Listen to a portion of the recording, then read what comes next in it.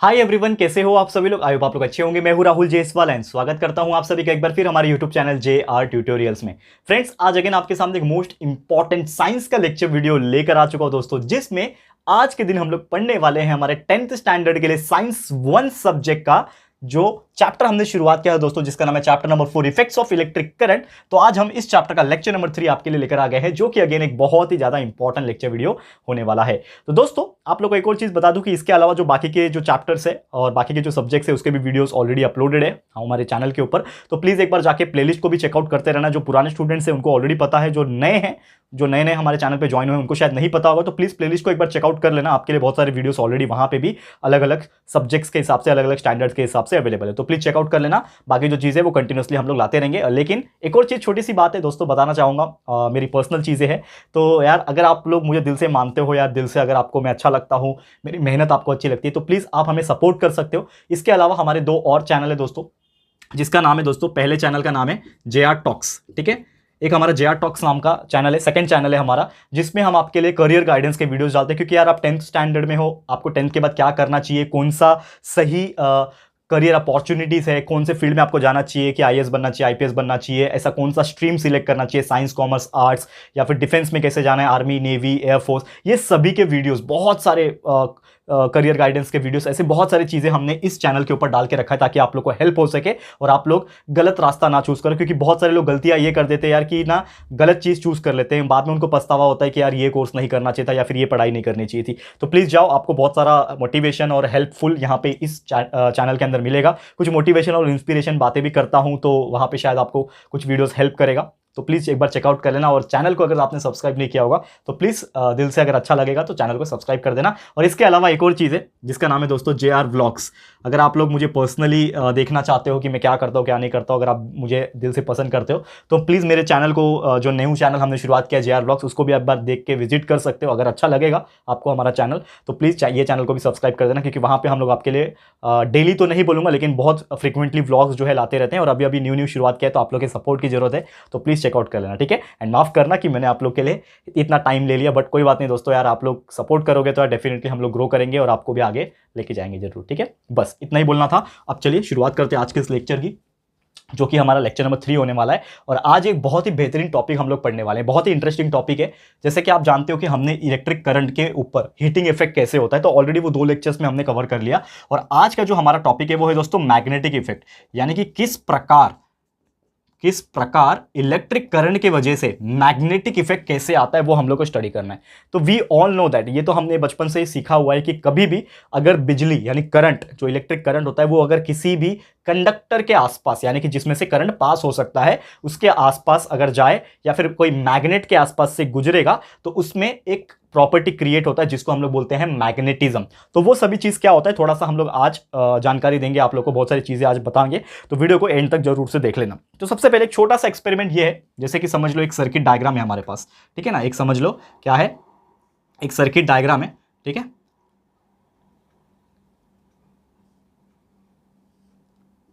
इस प्रकार से ये आपको सर्किट है, नॉर्मल सर्किट है, इसमें कुछ है नहीं। अगर देखोगे तो इसमें हमने एक बैटरी लगा हुआ है, जिसको हम लोग सेल भी बोलते हैं, ठीक है। तो ये एक सेल है, ये एक बैटरी है, और यहाँ पे की है, मैं लिख देता हूँ, चाहिए आप लोग के लिए, की हो गया, इसको हम लोग सेल बोलते हैं, CELL सेल हो गया। And this is normal circuit. तो आप सभी जानते हैं दोस्तों कि हमारा जो करंट फ्लो जो होता है, that flows from the lower terminal to higher terminal, जो है वो फ्लो होता है, यानी निगेटिव से पॉजिटिव की तरफ जाएगा। यानी कि इस प्रकार से जो है करंट जो है आपका फ्लो हो रहा है, ठीक है ना। इस प्रकार से जो करंट है वो फ्लो हो रहा है यहाँ पे। अब करंट का जो डायरेक्शन है वो मैटर करता है आपके मैग्नेट्स के ऊपर। तो समझ लो कि ये मेरा एक इलेक्ट्रिक सर्किट मैंने बनाया, इसमें से करंट जो है फ्लो हो रहा है बिकॉज ऑफ द सेल। अब ये करंट जब फ्लो हो रहा है तो समझ लो इसके नीचे में क्या करता हूं, एक मैग्नेटिक नीडल को रखता हूं, ठीक है ना। मैग्नेटिक नीडल्स को मैं सबसे पहले ड्रॉ कर लेता हूं। इस प्रकार से एक नीडल है, ठीक है ना, सुई। आपको पता है मैग्नेटिक नीडल क्या करता है, जैसे कि आपको कंपास पता होगा, कंपास। तो हम जब जंगल में भटक जाते हैं, आजकल तो चलो मोबाइल वगैरह में भी आ गया होगा, लेकिन आ गया है, माफ करना, ठीक है। लेकिन पुराना जो टाइम था वो टाइम पे ना ऐसा होता नहीं था।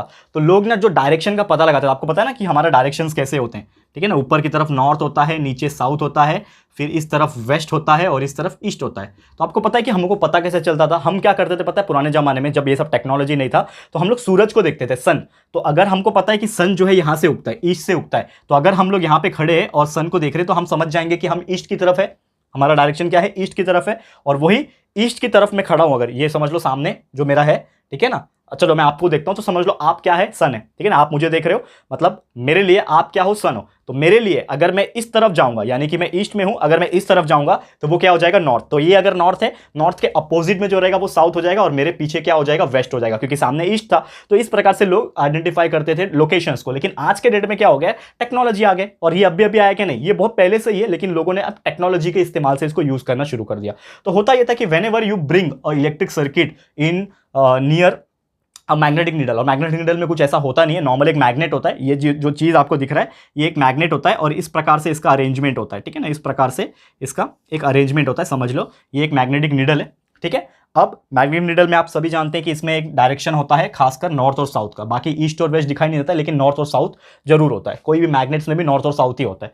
तो समझ लो एक नॉर्थ पोल है, एक साउथ पोल है। तो जब भी ये इलेक्ट्रिक करंट इस सर्किट के आसपास आएगा तो ये जो मैग्नेट है ना वो हिलेगा, क्योंकि क्या होता है कि whenever any electric current comes near any magnet then what will happen, एक प्रॉपर्टी होता है जिसको हम लोग बोलते हैं इलेक्ट्रोमैग्नेटिज्म। क्या बोलते हैं दोस्तों, इलेक्ट्रोमैग्नेटिज्म क्या होता है, इंड्यूस हो जाता है। क्या हो जाता है दोस्तों, इंड्यूस हो जाता है। इंड्यूस मतलब जनरेट होना।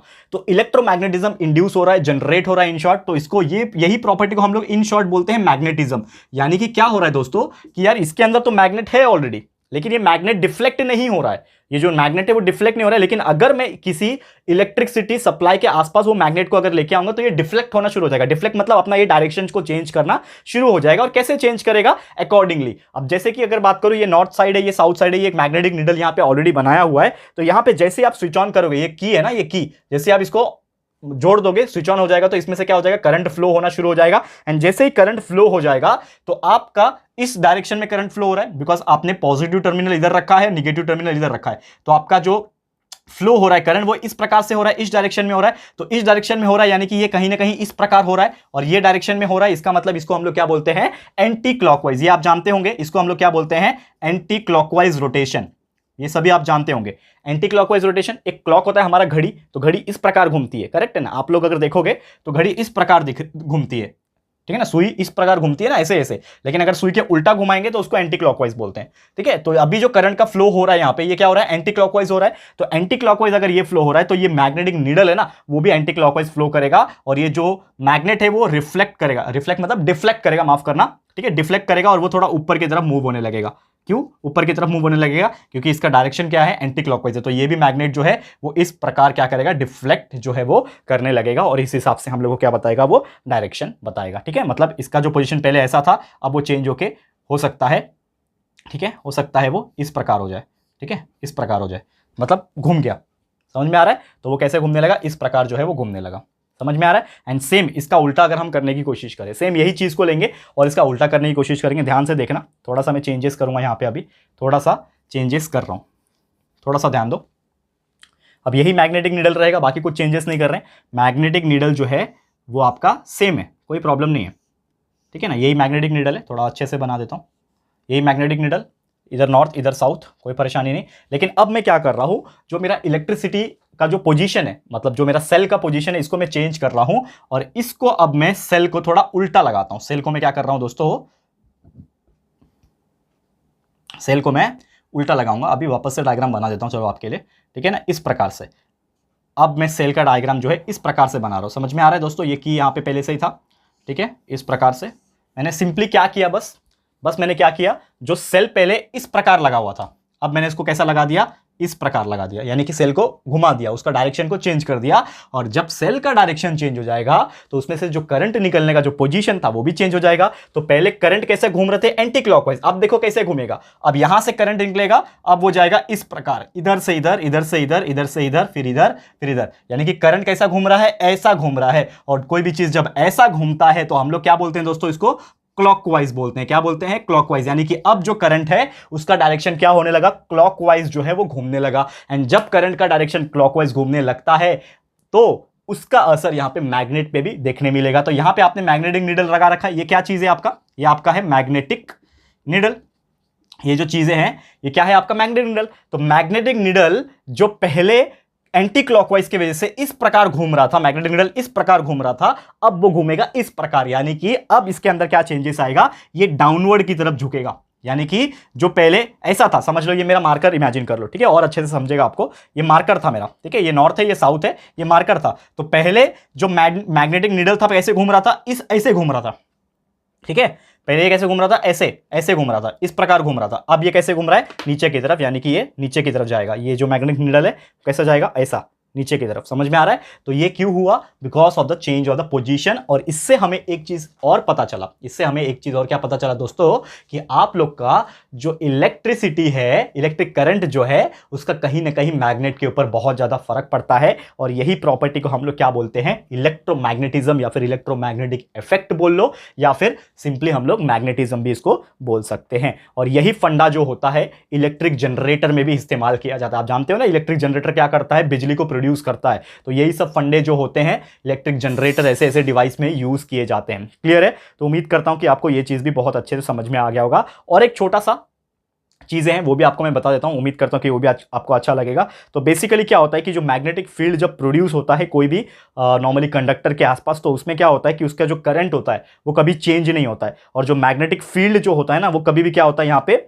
जो है वो रिड्यूस हो सकता है depending upon the position of the wire. तो जो भी वायर का पोजीशन रहता है उसके हिसाब से वो ऊपर नीचे फ्लक्चुएट जो है वो करता रहता है। और एक और चीज है कि जैसे कि आप अगर कोई भी मैग्नेट के आसपास अगर कोई इलेक्ट्रिसिटी जोड़ोगे, यानी कि जैसे कि अगर मैं एग्जांपल के तौर पे बात करूं कि कोई भी एक सर्किट है, कोई भी सर्किट के आसपास क्या करोगे आप, मैग्नेट लगा दोगे। और मैग्नेट के आसपास क्या करोगे आप, कोई भी आयरन के टुकड़े, छोटे छोटे फीलिंग्स होते हैं ना, ये एक्सपेरिमेंट्स है, ये सब आपको देखने मिल जाएंगे, ठीक है, आपके सिलेबस के अंदर। तो जो भी आपका एक पर्टिकुलर डायग्राम में अगर आप देखोगे, ठीक है, तो अगर आप एक ऐसा सर्किट लगाए हो जिसमें बहुत सारे आयरन फीलिंग्स लगाए हो, तो आयरन फीलिंग्स जब मैग्नेट के कांटेक्ट में आएंगे और इलेक्ट्रिसिटी के कांटेक्ट में आएंगे तो वो एक कॉन्सेंट्रिक सर्कल बनाएंगे, यानी कि इस प्रकार जो है वो अरेंज हो जाएंगे, गोल गोल गोल गोल अरेंज हो जाएंगे। यानी पहले वो कैसे बिखरे हुए थे, अब वो बिखरे हुए जो थे ना, उसके पीछे कोई भी पावर नहीं लग रही थी, यानी कि कोई भी इलेक्ट्रोमैग्नेटिज्म इंड्यूस नहीं हो रहा था। लेकिन क्या हो जाएगा अभी यहाँ पे कि जैसे ही आपने इलेक्ट्रिसिटी से जोड़ दिया ना उस मैग्नेट को, तो क्या हो जाएगा यहाँ पे उसके अंदर इलेक्ट्रोमैग्नेटिज्म की प्रॉपर्टी आ जाएगी।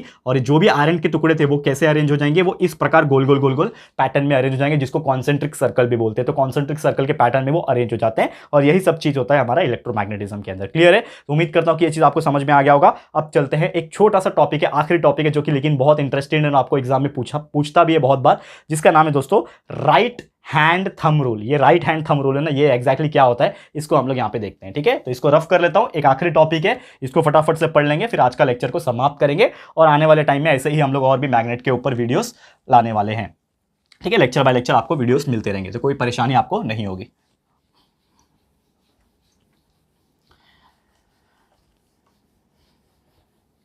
चलिए डाले heading right hand thumb rule. ठीक है, राइट हैंड थंब रूल। ठीक है, ये हमारा राइट हैंड थंब रूल क्या बोलता है, इसको हम लोग स्टडी करेंगे।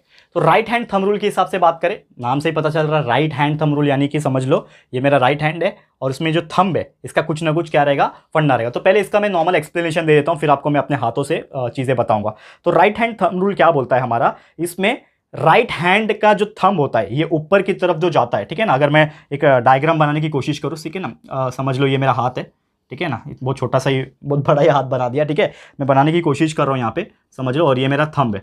ठीक है ना, ये क्या है, मेरा थंब है और ये मेरा हाथ है।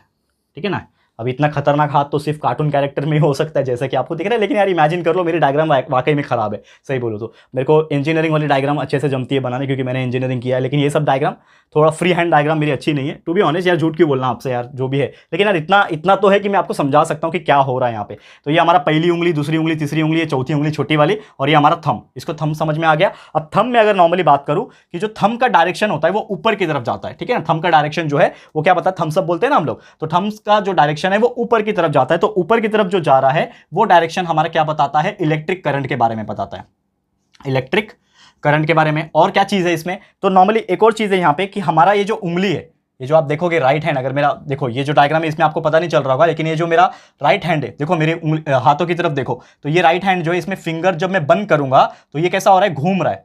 ये जो मेरा उंगली है ये क्या हो रहा है, घूम रहा है। देखो आप, ऐसा घूम के बंद हो रहा है। ठीक है, तो कहीं ना कहीं क्या हो रहा है, जब वो घूम के बंद हो रहा है तो कहीं ना कहीं इसमें एक सर्कुलर पैटर्न हो रहा होगा। ठीक है ना, उंगली जो है मेरा सर्कुलर पैटर्न में घूम रही होगी, तो वो जो सर्कुलर पैटर्न में जो घूम रहा है ना दोस्तों, ये जो चीजें होती हैं, आपको मैं अगर अच्छे से बनाने की कोशिश करूं यहाँ पे, ठीक है ना, इस प्रकार से, मतलब ये एक सर्कुलर पैटर्न में क्या हो रहा होगा, घूम रहा होगा। तो ये जो सर्कुलर पैटर्न में जो डायरेक्शन मेरा उंगलियां का घूम रहा है ना, वो क्या बताता है, वो बताता है direction of the magnetic field, यानी कि this direction is called as the magnetic field direction. Magnetic field direction, ये चीज समझ लो आप, क्या बताता है, मैग्नेटिक फील्ड डायरेक्शन बताता है। यानी कि थंब्स क्या बताता है, इलेक्ट्रिक करंट, फिंगर्स जो कर्ल हो रहे हैं, घूम रहे हैं, फिंगर्स गोल घूम रहे हैं, वो डायरेक्शन क्या बताता है, मैग्नेटिक फील्ड का डायरेक्शन बताता है। ठीक है, तो ये हमारा क्या है, एक बहुत ही ज्यादा कन्वीनियंट रूल है। इससे हम लोग ये पता लगा सकते हैं कि कोई भी मैग्नेटिक फील्ड में डायरेक्शन ऑफ द करंट क्या है और मैग्नेटिक फील्ड का डायरेक्शन क्या है। लेट्स सपोज कोई भी कंडक्टर है, समझ लो कि कोई भी कंडक्टर है, ये मेरा एक कंडक्टर है। अब इसमें क्या है, इलेक्ट्रोमैग्नेटिज्म है, समझ लो, एग्जांपल के तौर पे बता रहा हूं, इसमें क्या है, इलेक्ट्रोमैग्नेटिज्म है। और कोई मुझे पूछता है, ये ऐसा है, ये खड़ा है ऐसा, तो कोई मुझे ऐसा पूछता है कि बेटा बताओ कि इस चीज में, इस कंडक्टर के अंदर इलेक्ट्रिक करंट का क्या डायरेक्शन है, कौन सा डायरेक्शन है, और मैग्नेटिक फील्ड का कौन सा डायरेक्शन है, क्या डायरेक्शन है, तो आप कैसे पता लगाओगे। तो देख के तो आप बोल नहीं सकते, तो आपको क्या करना है, अपने राइट हैंड को लेना है और जस्ट इसको इस प्रकार से, देखो, राइट हैंड को लेना है और जस्ट इसको इस प्रकार से ऐसा बंद करना है और इस प्रकार इसको ऐसा रखना है। दिख रहा है, ये हो गया सेम, ये डायग्राम देखो और मेरा हाथ देखो, सेम ऐसे ही दिख रहा है, ठीक है ना, आप देखो, अब दिख रहा है बराबर। तो इस प्रकार से मैंने पकड़ा हुआ है। तो आपको अगर उस कंडक्टर का करंट का डायरेक्शन बताना है, तो जैसे मैंने आपको अभी बताया कि क्या याद रखना है आपको, कि थंब हमेशा ऊपर की तरफ होता है और ऊपर का जो डायरेक्शन होता है, राइट हैंड थंब रूल में क्या बताता है, इलेक्ट्रिक करंट। यानी कि जो मुझे पूछ रहा था सवाल, ये कंडक्टर का करंट का डायरेक्शन किधर है, तो मैं क्या बोलूंगा, ऊपर की तरफ है। तो अपवर्ड साइड जो है थंब मेरा क्या बता रहा है, इलेक्ट्रिक करंट का डायरेक्शन बता रहा है। और जो मेरा फिंगर है, जो इसको घूम के पकड़ रहा है, गोल घूम के पकड़ रहा है ना, ये जो फिंगर मेरा जो है, इसको पकड़ने के लिए इसको घूमना पड़ रहा है, ऐसा घूमना पड़ रहा है। तो ये जो गोल घूम के जो पकड़ रहा है ना, वो हमारा क्या बताता है, that is the magnetic field का डायरेक्शन। तो मैग्नेटिक फील्ड का डायरेक्शन इस प्रकार है, थंब ऊपर इलेक्ट्रिक करंट का डायरेक्शन बता रहा है, और यही चीज हमें डिस्क्राइब करता है कोई भी इलेक्ट्रिकल कंडक्टर का, हमें राइट हैंड थंब रूल के हिसाब से करंट का डायरेक्शन और मैग्नेटिक फील्ड का डायरेक्शन पता चल जाता है। ठीक है, क्लियर है दोस्तों। तो उम्मीद करता हूं कि ये चीज भी आपको समझ में आ गया होगा। तो बस दोस्तों, आज के लिए ये वीडियो इतना ही था, जिसमें हमने बहुत सारी चीजें आपको बता दी, लेकिन आने वाले टाइम में बहुत सारे ऐसे मैग्नेटिक फील्ड कैसे प्रोड्यूस होती है वायर के अंदर, और जो आगे के लेफ्ट हैंड रूल भी आएगा एक और, ठीक है ना, फ्लेमिंग्स लेफ्ट हैंड रूल, ये सब जो आएगा वो भी हम लोग आपके लिए बहुत अच्छी अच्छी चीजें लेके आएंगे। तो बस आज के लिए इतना ही। ये वीडियो आपको कैसा लगा है दोस्तों, प्लीज हमें कमेंट करके बताना, अपनी राय और सजेशन जरूर से देना। वीडियो अगर पसंद आया है, अच्छा लगा है दोस्तों, तो प्लीज वीडियो को लाइक कीजिएगा, शेयर जरूर से कर देना, अपने सारे फ्रेंड्स एंड रिलेटिव्स को फटाफट से शेयर कर दो दोस्तों। एंड अगर आपने अभी तक इस चैनल को सब्सक्राइब नहीं किया है, तो फटाफट से चैनल को सब्सक्राइब कर देना, साथ में एक बेल आइकन होता है उसको प्रेस कर देना, ताकि फ्यूचर में हम कोई भी वीडियोस को अपलोड करेंगे तो आप लोग को नोटिफिकेशन मिलती रहेगी। ठीक है फ्रेंड्स, तो मिलते हैं हमारे अगले वीडियो में, तब तक के लिए thank you and good bye.